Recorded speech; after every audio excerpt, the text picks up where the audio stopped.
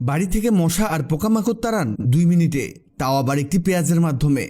মশার জন্য আর কয়েলের ব্যবহার করতে হবে না। 10 থেকে 15 দিন সহজেই মশা তাড়াবে একটি পেঁয়াজ। তো চলুন দেখে নেওয়া যাক কিভাবে এটা বানাতে হয়। এর জন্য আমাদের লাগবে একটি পেঁয়াজ। এখানে আমাদের কাজ হবে এই পেঁয়াজের খোসাটাকে ভালোভাবে ছাড়ানো। দেখুন, আমরা পেঁয়াজের খোসাটিকে ছাড়িয়ে নিয়েছি। এখানে আমাদের কাজ হলো পেঁয়াজের উপরের অংশ এবং নিচের অংশ কেটে দেয়া।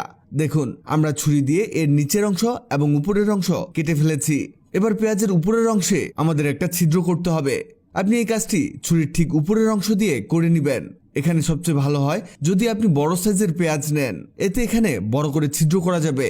যত বেশি এখানে গ্যাপ থাকবে ততই ভালো। এটা যত বড় হবে আপনি ততই বেশি দিন এটা দিয়ে মশা তাড়াতে পারবেন।